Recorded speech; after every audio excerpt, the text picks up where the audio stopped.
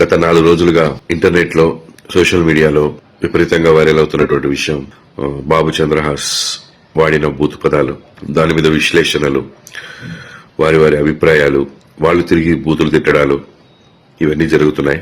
ముందుగా నేను వాటి గురించి మాట్లాడతాను. బూతులు మాట్లాడడం అనేది పబ్లిక్ గా నేనైనా నా కొడుకైనా ఎవరైనా సరే తప్పే. డెఫినెట్ గా దాన్ని ఎంకరేజ్ చేయను. అండ్ ఇది ఫంక్షన్ లో ఆ రోజు నేను సగం పాట అయిన తర్వాత అక్కడికి ఎంటర్ అవ్వడం జరిగింది. ఎంటర్ అయిన తర్వాత పాట అయిపోయిన తర్వాత మా బాబుతో చెప్పడం జరిగింది, నాన్న ఇలాంటివి పబ్లిక్ వాడకూడదని. సరే daddy next time I don't repeat అని చెప్పాడు. అది ప్రైవేట్ గా చెప్పడం జరిగింది, నాట్ పబ్లిక్ గా. సో బాగుంది, అక్కడితో అయిపోయింది అది. బట్ అది లైవ్ కాబట్టి లైవ్ కొన్ని ఛానల్స్ లో వెళ్ళిపోయింది. బట్ అప్పుడు లైవ్ చూస్తున్న వాళ్ళు తక్కువ మందే ఉన్నారు, ఒక 1000 పీపుల్ ఉండుంటారు మొత్తం చూసిన వాళ్ళు.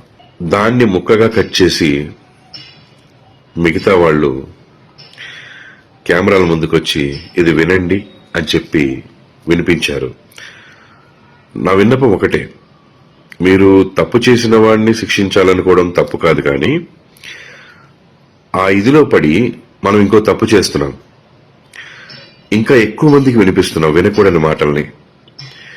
అది చేయకుండా ఉంటే బాగుండి అనిపించింది. నేను ఓకే, మనం బాధ్యతగా ప్రవర్తించాలి అని అనుకున్నప్పుడు సమాజం పట్ల ఎక్కువ మందికి ఇది వినకూడదు, ఎక్కువ మంది ఇది వింటే పాడవుతారని ఫీల్ అవుతున్నప్పుడు దాన్ని తీసుకొచ్చి మళ్ళీ మనం వీడియో ముందు వినిపించడం అనేది అవసరం లేదు. దానికి లీగల్ గా మనం ఏ యాక్షన్ తీసుకోవాలో తీసుకోవచ్చు, మనం ఎలా బుద్ధి చెప్పాలో చెప్పొచ్చు, ఇదంతా చేయొచ్చు. ఆ వీడియో చూపించి మాట్లాడడం ఒకటే కాదు, దాంట్లో 2-3 బూతులు ఉంటే మనం 20-30 బూతులు మాట్లాడుతున్నాం, 100 బూతులు మాట్లాడుతున్నాం. దయచేసి మేల్కోండి. సమాజాన్ని ఉద్ధరిద్దాం అనే ఒక ఉద్దేశంతో బయలుదేరి సమాజానికి ఇంకా నష్టం చేస్తున్నామేమో, అది ఆలోచించండి. అండ్ ముఖ్యంగా అక్కడ నా భార్య గాని నా కూతురు గాని లేరు, వాళ్ళు చెన్నై షూటింగ్ లో ఉన్నారు. ఆ విషయం తెలియకుండానే చాలా మంది చాలా మాటలు అన్నారు వాళ్ళని. తప్పు, అది పెద్ద తప్పు. ఏదైనా తెలుసుకుని మాట్లాడాలి. ఇంకో ముఖ్య విషయం, నన్ను కూడా చాలా మాటలు అన్నారు.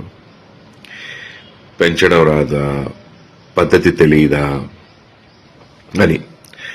నేను నేర్పించిన పద్ధతులు, నేను నేర్పించిన సంస్కారం, లేదా నేను ఎలా పెంచాను అనేది ఈ ఒక్క పదంతో మీరు డిసైడ్ చేయకూడదు. నా బిడ్డ టాలెంట్ చూడండి, నేను ఎలా పెంచాను.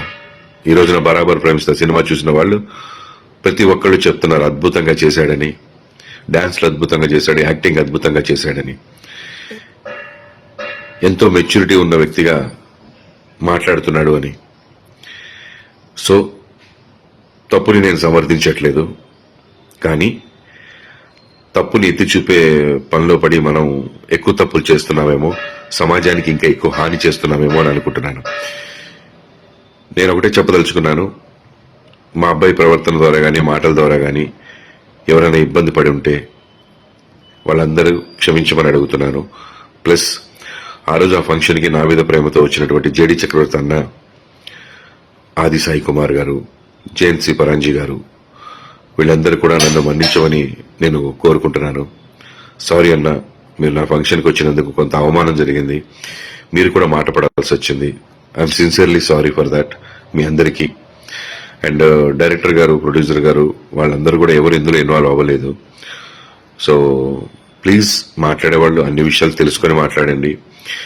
ఒక విషయం తెలుసుకొని మిగతా విషయాలన్నీ మాట్లాడకండి, లేదా దాని గురించి మాట్లాడండి. తప్పు లేదు, ప్రశ్నించడం తప్పు లేదు. ఇక్కడే స్టార్ట్ అయింది, ఈ రోజు స్టార్ట్ అయింది. ఇకపైన ఎక్కడ మనకి బూతులు వినపడకూడదు. దాంట్లో నేను కూడా మీతో తోడుగా ఉంటాను. తప్పకుండా మనందరం ఫైట్ చేద్దాం ఇకపైన బూతులు లేకుండా. బరాబర్ ప్రేమిస్తా సినిమా చాలా బాగుందని ప్రజలు చెప్తున్నారు. తప్పకుండా సినిమా అందరూ చూసి ఆదరించండి. నా బిడ్డ తప్పుని ఎంచారు, వాడి టాలెంట్ను కూడా ఒకసారి చూడండి, చూసి మీ అభిప్రాయం చెప్పండి. బరాబర్ ప్రేమిస్తా ఇన్ థియేటర్స్.